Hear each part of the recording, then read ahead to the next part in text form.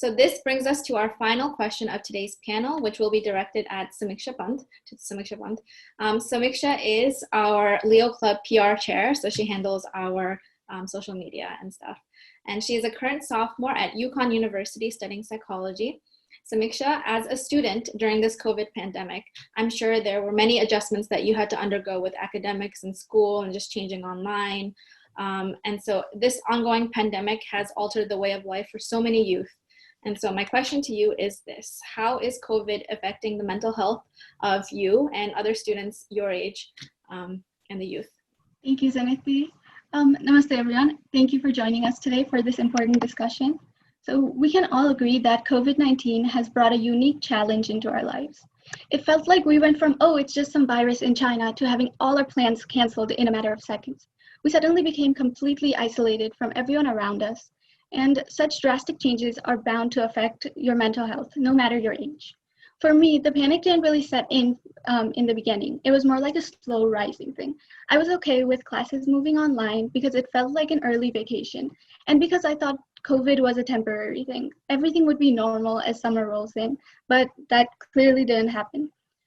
I began feeling suffocated after a few weeks as communication with friends died down and it became more difficult to keep up with schoolwork. Overall, I found myself worrying about much smaller things than I usually would and just feeling more stressed overall.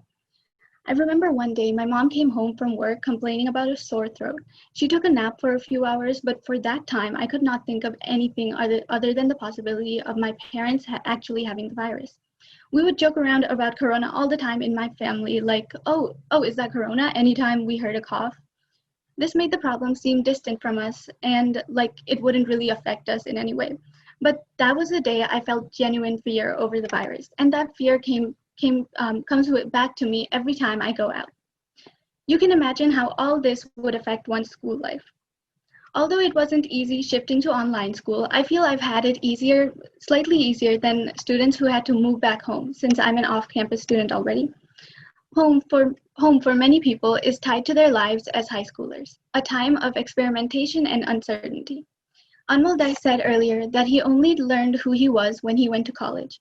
And I think that's something many Nepali kids can relate to, because college gives us an opportunity to be more independent and explore our identity without the overarching voices of our parents above us at all times. Many of us have also had difficulty with finding a balance between the Nepali culture and values we learn at home and the American culture we experience at school. Coming back to that environment can bring those old emotions and anxiety back, not exactly making it the best environment for learning. Additionally, many college students were stripped of their normal. This is not the college experience any of us signed up for. The majority of people who did our survey said they were more comfortable sharing their mental health struggles with friends, and most of our friends are on campus. Campus is a place to socialize, and for many of us, it's one of the few places we can truly be ourselves. It's also a place for networking for our future, and by not being there, many of us feel like we're missing opportunities, making the anxiety surrounding our future much worse. I've only grazed the surface of the effect of COVID on mental health, specifically of college students. Every single person has had a unique struggle during this time, and the ultimate message is that it's nothing to be ashamed of. Mental health is no different from physical health. We all have brains, therefore we all have mental health.